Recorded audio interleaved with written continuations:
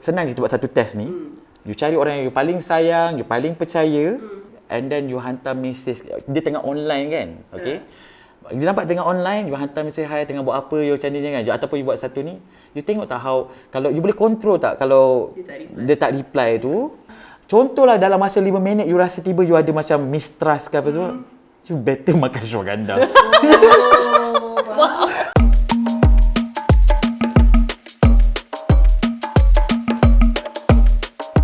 Assalamualaikum. Welcome to Tenang is Good podcast. So ini adalah podcast yang baru di mana kita akan bincangkan valuable insights, coping strategies and tools to prioritize self-care. I'm your host for today. My name is Mimifly and dekat sini kita ada guest. I'm introducing Safawati Azman, aka Ati, Nadira and also Dr. Redza over here. Yes, topik kita hari ini kita nak discuss pasal stress and anxiety. Because at some point in our life kita memang deal dengan stress and anxiety sebab macam-macam faktor lah kan. Kita ada work, job demanding kan, kita baru build family baru ke apa lagi? Previous PKP. And kita ada relationship dynamics yang macam dah makin tua ni kan, dia makin betul tak? Dia macam makin emotional, makin complex. After pandemic life. Yes, after pandemic macam mana nak live. So kat sini kita nak borak pasal itulah. So what are the common causes or triggers of stress anxiety? Okay, nak jawab dulu. Jawab dah. So I believe is because overthinking, and then expectation. Because that will be the trigger, and then the lead bila kita tak dapat control dengan baik, manage dengan baik, and then lead to anxiety sampai kita tak nak jadi depression macam tu. So I think the best is about expectation and then kita overthinking. So I think that will be the first kita boleh start dulu yang part kenapa this kind dah jadi macam normal sebab kita overthinking tu. Especially when you have this trait called perfectionist ni kan. Normally these people kalau the perfectionist is one of the people yang memang anxiety punya friend, macam dia nak datang kat dia. Sebab it's more about dia challenge yourself, because mostly people yang nak jadi perfectionist ke ataupun, I understand bila doctor mention just now kan, because I understand that with me also. I like to challenge myself. So macam okay, if I'm good at it, I know I take ownership of my success. Like for example losing weight ke apa kan. So you will try, and then Mimi always remind me, sometimes kita lupa nak slow down and say give a pat on your back. So these are the conversation yang sometimes when we talk, like you're so, I will do that sometimes with Mimi where when we talk, we tend to talk about like, oh my god, I'm so stressed, but I say, hey, slow down, actually you're doing well, you're busy meaning you're good. There's a good busy because you're improving yourself juga, but at the same time the slow down part tu, people to remind you. It feels like kita ni memang being conditioned this way tau. Tak tahulah sebab kita Asian ke apa kan. Kan macam kita selalu macam dah dididik ni untuk score, or in a way macam and kalau macam kita tak score, mak bapak marah kan, kita tengok mak bapak kecewa. This is good discovery, okay? I tak realise benda ni. Betul. Sebab macam benda ni dah dididik daripada kecil. So bila kita dah besar, kita tak tahu macam mana nak handle macam dia punya stress and overthinking tu. It's actually datang from daripada kecil. Ada macam kita diajar takut buat salah tau. Kita have to be a perfect and everything kan. Bila takut buat salah dan end up kita tak buat, end up kita jadi overthinking about it. I think it's good lah. I mean kita dah start dengan benda yang kita ramai tak tahu, actually the parents pun actually play a part. Ditambah lagi pula dengan macam teknologi, exposure to social media, you look at people's life and then you rasa macam you start comparing, so macam benda-benda ini semua datang sebab kita selalu ada, it's actually a good quality sebenarnya. Bila kita nak strive for excellence kan, reaching for high standard in life, it's actually a good positive trait. Tapi kalau dia dah send your mental to another level kan.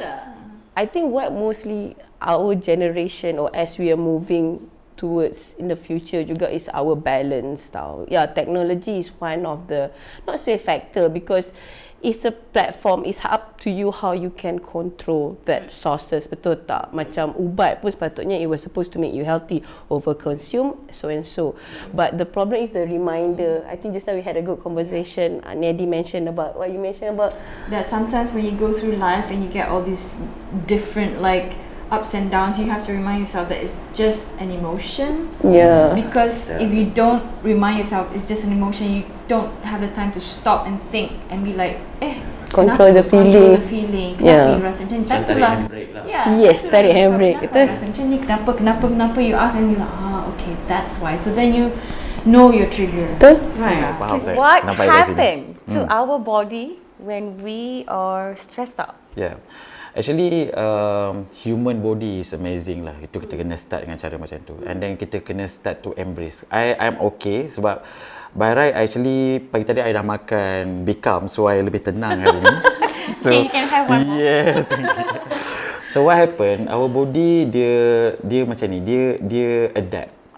Human body adapt. I try to make it a very simplified version, which is kita adapt dengan situation, and then when we having some stress, body kita akan hasilkan satu jenis hormon. I want you guys to learn, dia bukan baik dan dia bukan jahat juga.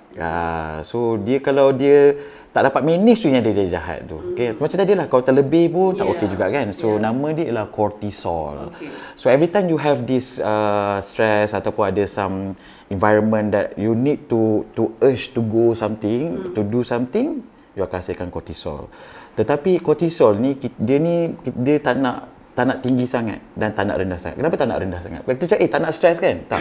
Kalau you tak ada cortisol, tak ada stress kan, you tak bangun tidur nak datang pagi ni kat sini. I tell you, betul. Macam like Masara kata call time pukul 11.30, cakap it's okay. Pukul 2 petang pun boleh. Progresif lah. You need something like macam something untuk bagi you gerak. So cortisol. Tapi disebabkan contoh satu situation di mana macam you ada expectation dengan your boyfriend or your lovers or your partners, yang macam contoh bila you message and then dia tak reply, and then you started to think, kan. So that's when the cortisol naik, and then you still overthinking dia naik sampai yang bila dia dah banyak sangat dalam badan, dia lama sangat dalam badan, kita panggil dia chronic cortisol. That's when anxiety pun datang dan yang lain datang. Itulah mula datang satu. So dalam dunia medical, actually ramai tak tahu stress is the main factor of the disease complication. Dia punya algorithm simple je. You tak ada stress, you tak ada penyakit, you tak ada stress, okey lah. Tapi kalau you tak ada penyakit, you dah start ada stress, you mudah dapat penyakit. Okey, tapi kalau you dah sakit you rasa I akan matilah, penyakit ni lah, ni kan, penyakit akan jadi lebih complicated. Maksudnya kalau kita teruskan feeling stress and then kita teruskan macam go on je feeling anxiety ni, dia akan impact dia, it is physical lah. Okay, cortisol is like a glue tau dalam darah. So you need the cortisol, but you need to get rid of dia juga. So you tak boleh dia sentiasa ada dalam darah sahaja. Okay? So orang yang berjaya control stress ni adalah orang yang boleh, I need you, you datang, I don't need you, you balik. You have to control your mind for that your body. So kalau actually kita start dengan cortisol ni dulu. Sebenarnya dia ada lagi cascade lah all this ni kan. Nanti kan nanti ni nak masuk periksa biologi ke apa ni kan, tak nak lah. So but we start with tapi it's good to know it's good to know. Sometimes kan I always like blame the cortisol tau. Kalau orang tu nampak stress kan, dia kesian cortisol dia ni. You have to look beyond daripada orang tu kan. Kadang I kerja dengan beberapa orang yang memang maybe genetically dia lahir dengan panas baran. So I tak boleh nak cakap It's actually a good approach tau. Maksudnya kalau kita nampak orang stres ke, kita macam jangan kita kutuk dia, kita just cakap kesian cortisol dia. Betul I macam ni tau. I'm a scientist, I'm a medical scientist. I'm not a medical practitioner. I don't have license to treat people, but I'm a consultant to doctors untuk make a accurate decision lah, medical decision. So sometimes I bersama dengan this psychiatrist, psychologist, doctors, waktu we have this patient yang sangat wild tau. Dia because of dia punya masalah mental issue tu. Sometimes kan, there's one magic trick tau yang I nampak biasa. Dengan perkataan ni saja. Are you okay?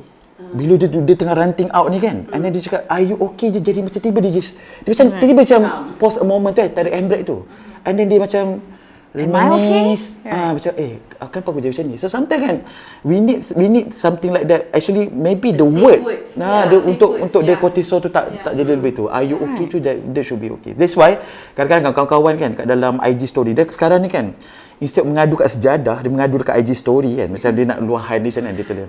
Dia macam ranting out lah. Tapi the moment I kata, are you okay bro? Ada tiba dia macam, then dia jadi tu. I think that's a good trick. But the cortisol is something we need to manage. Yes. Kita kena manage. Is there like macam a way sleeping habit ke, your food consume lifestyle ke? Thank you. Sebab benda ni macam chicken and egg. Macam kalau I tanya dengan you, telur dulu ke ayam dulu? Kan? Kadang-kadang orang kata because of the sleep pattern tak okay, and then datang dia punya anxiety tu. Kadang-kadang kan, because the anxiety tu lama-lama jadi tidur tak okay. It's always about talking about chicken and egg. Tapi sebenarnya it's all about connection, the connecting each other. So you have to understand, kalau it's either you ada anxiety, you akan ada masalah tidur. Dia macam suami isteri tau. Lepas tu kan dia also macam, kalau macam ada early sign lah yang kita ni tengah stress dengan anxious ni, kita rasa sluggish tau. Kita rasa macam kita bangun tu kita macam good. Mimi tanya siapa tu. Bila you dah start rasa sluggish, makanya you dah kena minta medical seeks professional. Right. Actually sebenarnya even the chronic cortisol is very high. Actually dia jadi you jadi ADHD tau. I mean in terms of ADHD macam you ni kan. Tapi bila the cortisol is high and then you started to become sluggish. This is what you call the transition to depression. So now remember, kalau contoh dia you rasa macam you dah tak nak bangun daripada tidur, sedangkan you ni dah tinggi cortisol tau. Remember I cakap tadi kan, you perlukan cortisol, you datang kita punya call time kan. Tapi ni tinggi cortisol but you jadi sluggish tu. Tak boleh fokus. Can be like external factor ke, like you know, maybe I don't want to wake up in the morning because kerja ke. So let's ask Naddi, sebab Naddi is you're diagnosed a bipolar. Yeah. So how is it like for you to deal with stress and anxiety ni? How is it like for you? Honestly, the feeling of switching, you're having your emotions spike up within a matter of a second or 2 seconds is something that I've had to live with my whole life, right? So when that happens, I have to really be quick to recognize it, and of course as years have passed by, I macam perasan benda tu. So it's my breathing. I kena breathe betul-betul. Kalau I macam, let's say pagi ni I tak makan dan lepas tu tiba-tiba I anxiety sebab I minum kopi ke, ada banyak kerja ke, I stress pasal banyak benda, I kena keep telling myself, apa yang kau rasa ni sekejap je, kau kena tahan je time tu, tahan and just go through the day. Kau kena just breathe and breathe and breathe. Good. She's so good. Yeah. Actually you doctor yourself tau, meaning that you know that how to do it. Tapi most people yang macam condition Naddi tak macam ni tau. Right. But I guess it takes time. Be very good. Orang yang betul-betul suffer yang keliling I is my partner lah. Dia akan nampak yang I punya, sebab I tunjuk diri I kat dia kan. I macam kalau dekat office takkanlah I nak mengamuk. Dekat I punya boss, takkan nak mengamuk kat I punya colleague kan. Tapi I kesian lah kalau nak buat dia jadi punching bag kan. Tapi suami I pun faham, dia faham. So in that moment, kita orang back off. I cakap please back off kejap. Kalau you push lagi, dia akan meletup satu like. Again you also lucky ada have that partner juga. Betul. Sebenarnya kan, having a support system ni, kalau macam for someone who's dealing with stress and anxiety ni, kalau support system tu tak berapa bagus, dia memang sangat detrimental ya. Kalau dia tak faham you and then lagi dia nak push you trigger. Oh my god, avoid you drama. akan meletup. Avoid drama. Sebab tu I tak boleh. Orang-orang macam drama, banyak drama ni macam terus. Yes, betul. So Ati kan dia ever since, I don't know, since pandemic ke, yang memang dia work from home. And So you macam change yang selama ni pergi Yeah, ke office and then dia kena start jadi, sebab Mimi kenal Hati dah lama. Yes. Mimi kenal Hati dah lama. So Yeah. I've always known her character ke macam mana. So macam kita orang ada this conversation before bila kita borak pasal how different it is working from home now. And how do you manage this? I mean, honestly, okay, I think just now I mentioned, I memang work in IT field for 13 years. So working from home ni is not something new on pandemic. So I dah pernah experience working from home back in 2010. So back then, working from home is like luxury tau. Ada sebab kita orang boleh dapat privilege to work from home. So as pandemic move, dia lain tau, shifted dia, because kita orang dah biasa work from home, but my orang kata I stay alone, my family back in Penang, so I miss the interaction. I miss doll up, pergi office cantik-cantik. Now masuk buka kamera, you boleh pakai t-shirt je dengan seluar pendek pun tak apa, janji muka gebu kan. And then kita orang pun ada filter, so you boleh put on filter. So I miss the human interaction. But you miss the human interaction. But at the same time, I agree with what you said, because I'm not blaming pandemic, but we have to admit we kind of went through like a unprecedented kind of experience kan, pandemic ni semua. So it shift my character tau, because my job require constantly talking to people. I'm still constantly talking to people, but virtual. I don't have human interaction. So the first 2020 tu a bit chaotic untuk semua. 2021 is different because I love my job. But then I focus that I memang stay in, tak jumpa kawan, memang kerja-kerja, and then I start to feel a bit drained. Then I have to understand that, okay, now you are not so-called permanent working from home, but I've been working from home 3 years. I tak pernah masuk office langsung. My colleagues majority kat Singapore. I'm the only Malaysian, so you tak ada macam lepak kopi. Kadang-kadang ada company I panggil pergi balik, I tak kenal siapa sangat because different project. So it feels different because I used to be the fun girl yang ada activity, always out. So I think in this situation the key word is to adapt. Yes, right? Correct. I adapt. It's just like our body, our brain, everything, with whatever situation yang kita hadap dalam hidup ni, memang kita kena adapt. Correct. Kena adapt dan hadap. It's not about adapt. It's like you kind of, it's like this pattern tau. What do you want? I have option, either I can quit my job, find back kerja yang require remote commute. But then I discipline myself tau. I tak dapat certain interaction, I buat macam rutin. Bangun pagi I pergi pub. So these are my interaction. Strategy. Yeah, I shift my routine dah tau. I start cooking. So it's different dah tau. You are saying that coming up with macam strategy to fight stress ni, kita ada macam-macam cara lah. Ada macam-macam cara, and you have to figure it out. Yes. Because you have to feel like, okay, now you're totally different. I'm like quite outspoken juga, very orang kata very quite talkative, but then it's like the situation put me in this bubble that I have to shift my character. I love it at the same time. I like closeted being like kita macam develop. I actually enjoy juga that detached, but at the same time I have good support system. I keep my family, my friend always check. That is the thing about adapting with working from home. Mimi sebagai yang orang pernah nampak dia, yang dah bertahun-tahun, BFF. Dah 20 tahun Yes. Is it like the characteristic change for better ke, atau dia jadi macam mana? Is it I know the fun girl part. To me, she had to learn. And masa she talked to me about it, I know it was really hard for you.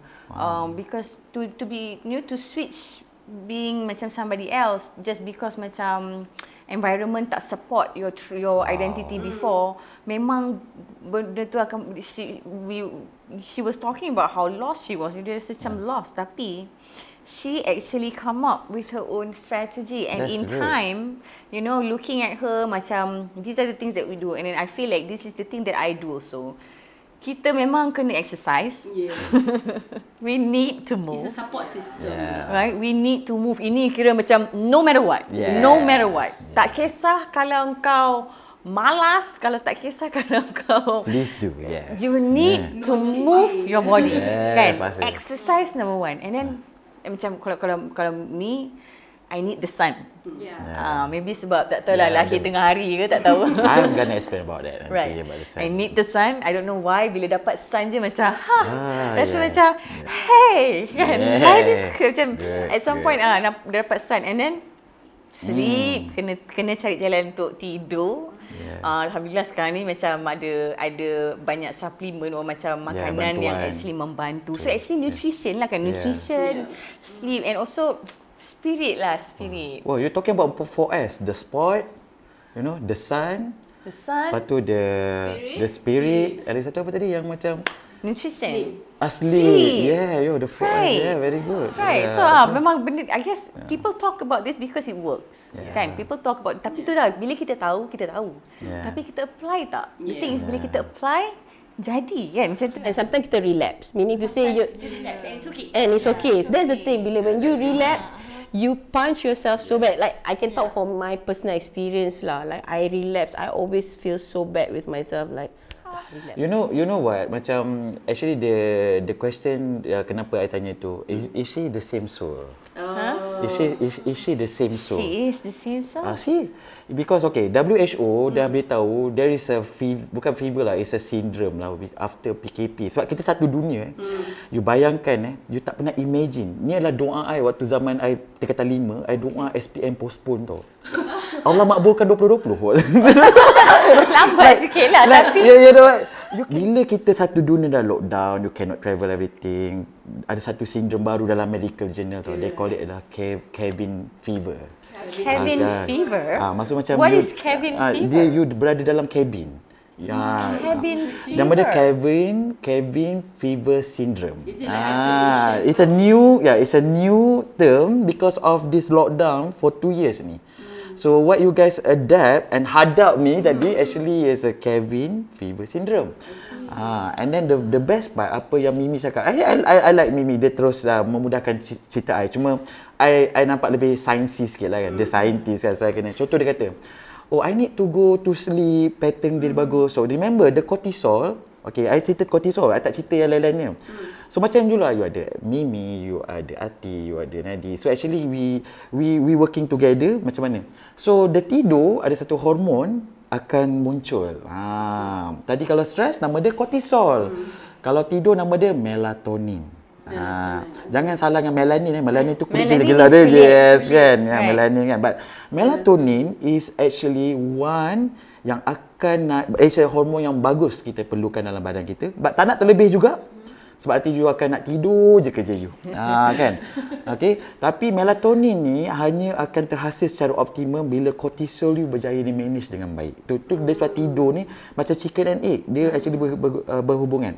And satu lagi pasal exercise. You know why we need exercise? You cakap tadi kan macam I need exercise sebab ada satu hormon yang mahal, paling mahal ni. I tell you. Orang kan, that's why I selalu cakap kalau kau buat exercise kau dapat benda mahal ni. Nama dia endorphin. Tiba-tiba dia macam kelas hormon pula kan. I love it. We need to know this sebab kita, ini body kita. Yes, right? And so this endorphin memang tak suka kortisol. Dia like macam, bro, you too much. You too much. I have to step in. You know, So that's why sometimes people get the cure from this condition just melalui exercise. Yes, betul. Sebab dia asalkan bergerak. Macam ni you tahu kortisol you tapi sebab girls pakai makeup kan, you dah auto blusher tau. Tapi kalau you remove the makeup, the moment you dapat natural blush tu actually the endorphin dah mula ada. So that's why actually the blush tu actually the happy people. Right. So opera Cina tu sebab dia tak happy ke dia terpaksa buat yang blush berat-berat tunjukkan dia happy kan. Right. And now we talking about the sun. The sun providing us the vitamin D. And remember, orang yang anxiety, orang yang ada bipolar, orang yang ada masalah depression, semua vitamin D depletion. And then you need vitamin D from the sun because you ada sejenis kolesterol ke atas nama dia ergosterol. Bila dia ni nama proses ni photobiomodulation. Sebab kita manusia, kalau you pokok, fotosintesis. Nampak tak? Okay. So this is a photobiomodulation di mana bila cahaya matahari tu dia kena kat kulit kita, dia jumpa satu kolesterol namanya ergosterol, dia tukar jadi vitamin D, and we have a adequate vitamin D dalam badan, and that's when dia akan bantu kita punya this condition. So that's why actually apa yang you buat ni, dia actually untuk cortisol, manage the cortisol. Tapi sebenarnya ada cara yang lebih mudah dan lebih. Tak apa, kita mulakan dulu dengan you punya experience yang you macam mana you nak adapt and hadap ni. I like that word, you know. I'm going to be hadap ni. You kena you adapt dan hadap je lah kan. My PhD in nutrigenomics tau. Macam tak ramai kat Malaysia ni, saya boleh belagak sikit lah. Nutrigenomics guys. Apa lagi sekali?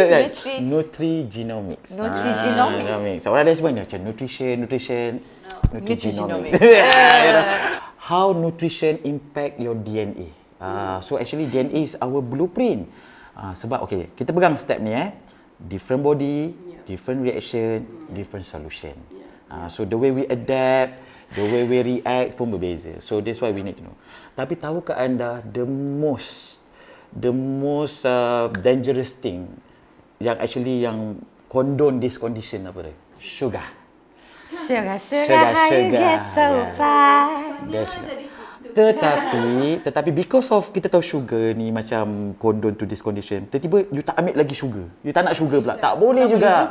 So yang mana gerakan anti sugar ni lupakan je lah. Sebab we you know one of the energy datang daripada sugar. Right. Okay, so kita kena faham yang bermasalah tu dua ni. Sugar putih. Sebelum ni kita tak pernah, okay, kalau kita duduk zaman paleolitik you bayangkan Mimi pakai, you know, the paleolitic I pakai all this dengan ni kan. Zaman tu, diorang pun still hidup tapi diorang perlukan sugar juga. Tapi there is no such thing as white sugar. Dia ada tebu. Tebu yang lain, madu. Kan. Itu yang natural sugar. So please avoid white sugar. I ambil this kesempatan, please avoid white sugar. So meaning, orang yang selalu ada anxiety, ada stress, it's actually maybe because excessive sugar. You have excessive sugar in your body. Sebab white sugar, Spike excessive certain sugar. hormone or spike certain. Now we're talking about another hormone lagi. I rasa kelas ni tukar jadi kelas hormon lah. Kelas hormon dengan nutrigenomics. Sebab ujung-ujung kita nak ke arah tenang ni kan. Sebab tenang is good. Tenang is good. Tenang is good. So you know what? Bila kita gula putih ni, dia ada satu hormon yang akan terlibat, iaitu insulin. Bila insulin selalu spike, insulin ni macam best friend to cortisol lah. You spike, I spike. You know, like let's go out together. Dia sama kan. Ni masalah dia. So by controlling your insulin spike, so you're controlling your cortisol. So let's start dengan, let's say lah dia tak ada pilihan lain kan. Macam contoh kan, I pergi kursus kan. Lepas tu memang hotel sediakan gula putih. Kan? Actually gula putih, gula merah tak ada beza sangat pun. Sama kan? je. Dia tetap okay lah kan, sugar kan. It's just another colour je kan. Tapi kalau itulah pilihan you kena pegang yang ni pula. Jangan berlebihan. Jangan berlebihan. Okay, macam nak tahu jangan berlebihan? Senang je. Ada orang kira kalori lah, macam kilogram kan. Macam you need 30 or maksimum 50 gram kan. So kalau you rasa macam contoh you beli Nescafe dalam tin tu dah 18, you dah tahu dah you dah ada 32 yang tinggal. Lebih daripada tu, you go lah pergi kepada sweetener ke yang lain-lain. Right, maksudnya kita kira lah kalau sepanjang hari tu kita dah berapa banyak gram of sugar. Ya, betul. Right. Sometimes kan orang ada cakap macam, Karen lah you ni. Tu you panggil I Karen. Sebab apa? I kira-kira apa yang ambil kan. Kata aku lah kan, betul tak kan? But I do for Karen kan. Sampai panggil Karen. Panggil Karen sebab dia tak tahu Karen kat US macam mana. Dia tak tahu Karen kat US macam mana. Yang kita kira Karen nak makan, dia panggil aku Karen. Tapi but the right thing is to you manage your sugar, at least then you getting better. Right. And lepas tu macam please do not judge people yang cuma nak jaga diorang punya stress dengan anxiety. Please do not judge them because kita tak tahu macam Dr. Redza cakap tadi, different body, different reaction, different solution. Different solution. Betul. So kalau macam ada kawan-kawan tu nak cuba take care of diorang punya mental health, cubalah jangan kecil-kecilkan diorang. Jangan belittle diorang. Let them try and let them do it kan, because ini akan benefit not just dia benefit surrounding juga, because if you are healthy, you're happy, you'll be fine, and then you will just bring more love to others. Betul. Again, I nak share, I proud of you. Sebab apa? Since daripada jumpa tadi, you tak beritahu you punya condition and everything. And as a professional, I'm very sensitive and I'm very observant. And I really like, wow, you actually the victim, and then you survive. Like by your own, and then you talking that you know this medication you tak boleh nak load dalam body you, and look at you, thank you, wow, this is good. Wow. How do you do? I think first and foremost, masa first I dapat tahu I was diagnosed bipolar. Itulah doktor kasih macam-macam jenis ubat kan, and this ubat make you feel certain things, and you kena tahu badan you boleh tahan sampai mana. Sebab you tak boleh ikut cakap doktor je. Doktor tak tahu, dia just tahu by the book, tapi bukan dia yang experience benda tu tau. So sebab tu I jadi marah bila doktor nak bergaduh dengan I, suruh I ambil 400-500 mg of medication. I cakap no, I boleh ambil 100 je, I dah okay, I dah boleh tidur.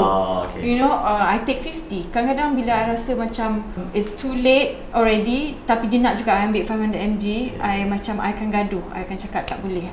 50 mg, okay, malam ni I don't need this much sebab dah pukul ni dah. If not, the next day akan affect dia. But how long? Obviously, like it won't started from right now kan. Mesti it takes time juga for you to. Normally macam mana you boleh realise that certain med yang you ambil ataupun the doses tu macam too high or macam ni bedtime I kalau boleh I nak below 12 lah, between 10 to 12. Kalau I dah go above it, I tak ambil lebih-lebih sebab I kena bangun at a certain time. So that amount of sleep I need. So kalau benda tu akan affect I punya bangun, I tahu it's too much. Okay. I tahu I dah you are conscious with your body, which is good lah right now. Sebab That's why I cakap tadi, you doctor yourself tau. Bukanlah masuk you actually self-medicated tak. Actually you know the situation, and then you tahu peringkat mana you okay. You know dalam sains kan, macam I nutrigenomic, yang apa you buat ni is pharmacogenomic. So sebut betul pharmacogenomic. Yes. Doktor siap cakap kat I, you can self-medicate okay, I trust you. Dia trust I. My doctor trust me now. It's not we against doctor tak. Actually doctor ni dia betul juga follow the book, and of course they have the experience. Tapi the book says 90% success rate. Contoh macam our vaccine, dia kata the Pfizer is 92%. Maksudnya ada lagi ruang 8%. There is something yang macam contoh macam you lah. Actually you are the yang baki tu. Orang lain ambil 500 baru okay, you tak. You sendiri feel that actually at 100 milligram you okay. Is it because one thing like I noticed like for Naddi is quite macam, because you're very in tune with your body already, and you know. So it's about conscious with the body. She's already conscious with her body. She's aware. That's why I said, how long does it take for you to start to be aware? Obviously kalau masa awal-awal, for some people yang baru diagnose ke apa, obviously apa doktor cakap, dia macam dengar. So your journey in order for you to consider macam dah pandai tahu body you sendiri. I rasa okay, I was diagnosed in 2015. So I would say dalam masa 2 tahun tu, I banyak bergaduh dengan doktor. Lepas tu, I pun sangat serious about my life and where I want to go in my life. Tapi kalau doktor ni, dok kasih I do ni, macam mana aku nak function the next day kan? So, macam, I ni tak boleh function. Tapi kau sepatutnya tolong aku untuk function. Tapi apa yang kau kasih ni tak buat aku tak function. Tapi how the doctors like dia diam je ke, atau dia gaduh balik? Ke you jadi macam rapping punya war? Doktor akan tanya lah, are you sure? I said, I'm sure doctor, I don't want 300 or 400, I just want 200. So slow dia kurang-kurangkan. Very slow. No, because journaling does help tau, because sometimes kita punya day kan, day to day is quite hectic. So obviously that's why I want to know, like it has to go through a journey for you to quite confident with yourself and say, okay, this is enough, this is good, I can. You buat journal juga? I used to back then. Like diary? Not diary lah, but at least I will do like something that what I feel good, I can buat that manifestation because I stay alone. Journal is my So, your journal. Is it like very fancy journal, like you just you know macam cerita cerita macam sebelah muka surat tu maybe macam lirik lagu yang I baru buat, tapi lepas tu sebelah tu macam ada journal. But there's no burn book like a mean girl with burn book like. I have a apa orang panggil tu yang ada dot tu. Oh, the dot journal. Bullet, yeah. Bullet notebook Yeah, tu kan. notebook. Oh, It's the best. So memang especially ini untuk bagi I nak journal ni untuk for me to reset balik being in gratitude mode. I am so grateful that boleh bangun kaki ni boleh jalan. Lah. So macam I'm so grateful. So macam benda tu bila I tulis, dia betul-betul tolong I get out from intrusive thoughts tu tau. Sometimes yang memang dia kacau. So ini memang kita cerita pasal strategi lah. Let's talk about kalau tadi macam ubat tu. Kalau kita pasal ubat tadi, certain people bukan semua boleh dapat ubat untuk calm themselves down kan. In a way kita sendiri kena pandai tahu apa remedy kat rumah or jenis-jenis makanan or ingredient yang actually tolong body kita untuk calm down. Okay, pernah dengar tak comfort food? Yes. Okay, I a bit Islamic sikit lah. So there is one hadis, Rasulullah bersabda, kalau you sakit, you makanlah apa yang diri you nak makan. So there is one study, kadang-kadang our body tell us, you perasan tak you kadang ada some craving? Mestilah. Tiba-tiba kan one day you craving this ayam goreng. Macam semalam I macam craving ayam goreng McDonald's sampai tak boleh tidur, tapi kena tidur juga. Kadang-kadang you craving cake, sugar anything. So actually it's a body sign beritahu. Actually dia menunjukkan some body condition. Contoh macam bila you rasa macam nak makan manis, actually you low on carbohydrate. You know, there's some study on that. So kita terus pindah ke comfort food. Comfort food. So you know your own comfort food. Contoh macam I kan, this is very bad comfort food. Siapa yang tengok this podcast don't follow. But this is my comfort food. Which is every time I sakit, I ada cancer kan. So my cancer turn on. You have cancer? Yes, stage 4 last time, 2013. Icon Cancer Malaysia 2013, and now I now cancer free lah.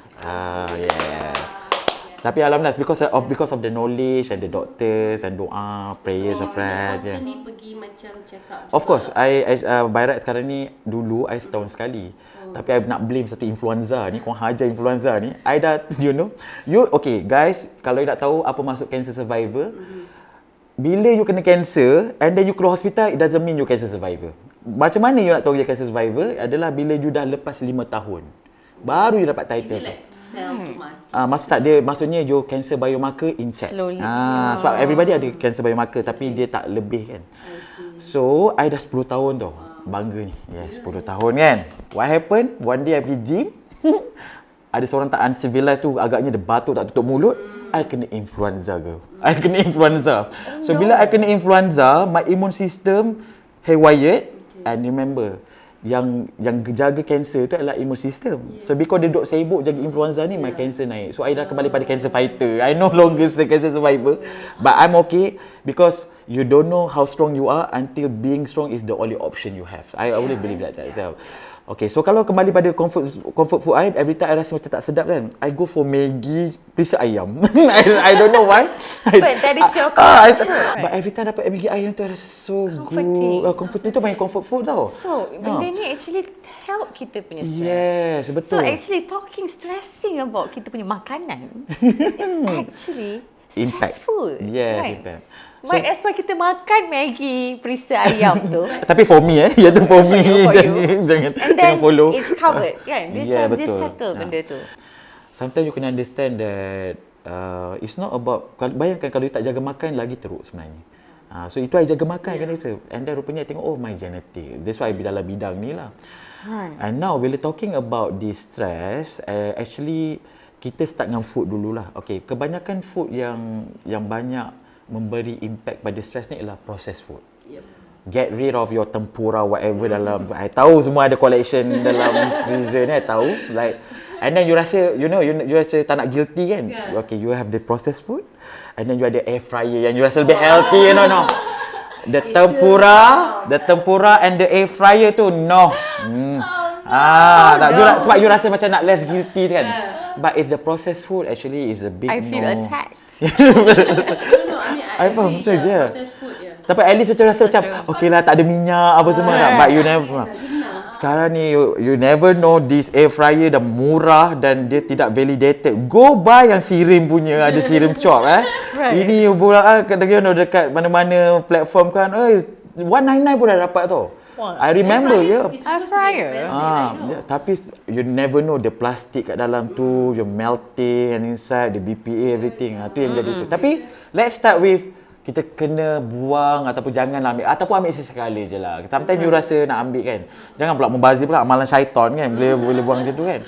And then daripada tu kita elakkan sugar. Kita try dulu sugar dengan ni. If I want to talk banyak kan nanti tak habis masa pula. Now daripada food, okay, dalam dunia ni kita boleh shifted ke suplemen. Itu yang suplemen. So itu yang kalau kita nak elakkan. Yes. Tapi kalau kita nak macam additional, yang proven, extra yang bagus. Sebab apa? Memang doktor satu memang tak bagi and tak galakkan ambil suplemen tau. Right. And then yang kedua, doktor tak boleh jual suplemen juga. Kalau dia tahu benda tu betul, bagus, saya tak boleh jual suplemen. Nanti title doktor kena. Tapi actually there is a supplement, a substance, a bioactive yang green light lah. Ada juga yang red light yang masih belum masuk Malaysia yang you mean illegal. Yang illegal pun boleh juga, tapi kat Malaysia je tak ni kan, macam so sedang lah marijuana tu kan. Kan sebab ramai doktor cakap produk sampah, sampai general semua kata tu produk sampah. So now we learn about produk sampah ni simple je. You belajar satu term ni, nama dia scientifically proven and clinically proven. So produk yang level kualiti tinggi nama dia lah clinical proven. Pegang pada perkataan ni, clinical proven. Scientific proven ni maksudnya tested kat lab, proven kat haiwan. Kat lab. Kat haiwan. Okay. Are we animal guys? No, I don't know. Different But kita cari produk yang clinical validated. Maksudnya dia dah tested on human. Maksudnya bukan testimoni Dah betul-betul test ni juga. Ni bukan testimoni. So make sure you go for clinical ni. There is one substance that been clinically proven, validated yang can help stress, anxiety and the next breakthrough for botanical drug for depression. Nama dia sedap. Ashwagandha. Nama macam ashwararai. Kan ashwagandha. Tapi you guys, kalau tahu nama saintifik dia lagi sedap. Apa dia? Waitania. That's right. Macam Wakanda. Yeah. Dia datang dari Wakanda. Dia tak Wakanda sangat lah, tapi kat India sebenarnya. Right, okay. So Mimi tahu ashwagandha ni macam ancient herb lah. Maksudnya macam untuk heal cure tu belum lepas lagi. Sebab it takes another 5 years. But dia help, dia tolong. But dia bantu. Okay, contoh macam ni cortisol kan. Kita contoh I ambil lah one of you. I ambil darah you, I tengok cortisol you level 10 lah. So maksudnya tinggi kan. At least kita nak 5 kan. So I bagi you ashwagandha. Ashwagandha ni pokok tau. Dia pokok ni ada apa? Dia ada batang, ada dahan, ada akar. Dia ambil jangan bagi dengar ashwagandha pergi ambil kat daun. Tak ada. Dia tak ada kat dalam daun tu. Dia dekat area akar. So dia ambil akar tu, dia just panggil Indian ginseng ataupun tongkat ali India macam tu. So dia extract dan nama dia KSM 66 tu, nama extract tu you ambil at 300 mg or minimum 250 mg within 20 minutes it reduce your cortisol level. Dia dah mulai turunkan dah. Without doing exercise, without doing this apa-apa macam contoh you ambil all this lavender tea ke apa semua, but dia turun. But actually lavender is the next after ashwagandha. So contoh kan you bayangkan you ambil ashwagandha and then you acak-acak minum teh lavender. Acak-acak minum lavender tea. You tiba-tiba you rasa cakap London. Syok. You say yes, of course that's the feeling. Right. But ashwagandha ni is something yang tengah kita kaji lagi supaya dia boleh jadi drug akan datang. Tapi waktu dia dah jadi drug, makanya suplemen ni dah suplemen ni kalah lah, you know kan. Sebab apa? The drug is more potent. Tapi remember, drug dia selalu differentiatekan kita. Natural is supplement, drug is synthetic. So it's your call, it's your choice. But ashwagandha is a go-to if you have this kind of condition. Bila first time you ambil ashwagandha? I start makan, I rasa macam this year lah start. Siapa introduce kat you? Ataupun just Google? No, it just macam I consider myself impulsive shopper. Okay. So kadang-kadang macam suka pergi macam mangsa. Macam suka pergi. Masa dapat barang yang betul. kan? Right. Macam I suka baca, apa benda ni. Effect dia immediate kan? Effect dia tu immediately. And the best part, I think I read also, ashwagandha ni dia tak simpan kat dalam body. Betul. Dia just flush out. Betul. Right. Dia cuma datang, dia tolong, dia macam yang angel, guardian angel. Bye. But somehow ashwagandha ni adalah the number one yang dalam botanical drug series yang actually dia macam evidence level yang paling tinggi lah for ancestor. So if you go, tak ada masalah if you go to chrysanthemum ke or lavender ke or So dia macam it's like a calming root ke, because you mention tadi kan dia macam ginseng kan? dia dalam bahan, dia ada sejenis extract tu di mana dia terbukti untuk membantu manage, dia panggil kita panggil macam modulator tau. Modulator ni kalau tinggi dia rendahkan, rendah dia tinggikan. So this what ashwagandha ni doesn't, macam contoh kan, bila contohlah you tak ada stress kan tapi you makan ashwagandha tu, dia tak adalah rendahkan sampai you sluggish, tak ada. Sebab dia modulator. Modulator ni dia balancer lah. So kena faham kat situ, sebab takut nanti bila dengar macam oh dia ni boleh turunkan kortisol, tiba-tiba dia orang tu I don't have a stress, so orang tu tak ada kortisol, tak ada, dia balancer. So macam mana kalau orang yang macam tak pernah, macam okay, I tak pernah tahu I punya kortisol tinggi ke rendah ke, so macam mana? You nak cara yang scientific. Kalau cara scientific, kita pergi dekat mana-mana lab. Okay, we have a lot of commercial lab. You minta dia buat cortisol test. Boleh tengok level. Tapi remember, ada trick dia sebab dia tengok ketika itu. Senang kita buat satu test ni. You cari orang yang you paling sayang, you paling percaya. Kan? Okay. Lagi sekali. Buat test ni. Paling sayang, paling percaya, and then you hantar message. Dia tengah online kan? Okay. Dia nampak tengah online, you hantar message, hi, tengah buat apa, you macam ni jangan. Ataupun you buat satu ni, you tengok tak kalau you boleh control tak kalau dia tak reply tu, berapa lama. Contohlah dalam masa 5 minit, you rasa tiba you ada macam mistrust ke apa tu, you better makan ashwagandha. Sedangkan orang tu tengah buat apa? Dia tengah WhatsApp dalam grup, dalam tengah kerja kan. You better. Kalau itu dah tahu dah. Tak payah nak pergi test dekat tu, dekat mana kau terus ke powerful stress. Faham. Kiranya dia macam orang yang macam scatterbrain ke, yang macam constantly thinking. Dia macam dia mind tu, okay, senang cerita kan, drama queen. Tapi kalau orang tu tak sedar dia drama queen, macam mana? Oh, someone next time, hello, you are drama queen. Somebody gotta tell her. Yeah, betul. Drama aku ni gitu. Some who are macam timid akan rasa macam overnya, tapi some people yang come from a view yang hey, I'm body positive, or I memang macam always want to see things half full kind of character. So it might be misjudged juga kan. So that's the thing. I sebagai Blink ya, Blackpink punya fan. So what happened dalam album Born Pink yang terbaru, dalam track nombor 7, nama lagu tu Telly, dia ada satu ayat ni, nama dia kata everybody asked to play nice but everybody judge and looking twice. What do you mean? Maksudnya memang akan berlaku in whatever way pun, orang akan judge, malah dia akan pandang you lagi macam tu. So that's why kita mula dengan step mana tadi? Step yang macam you tengok diri you, boleh control tak? You control tak? And the best part kalau orang tak reply 1 jam, 24 jam. Tak, kalau 24 jam you break out je lah kan. Dia tak payah lah. So basically it's a good test lah sebenarnya. It's about berapa lama kita boleh sabar.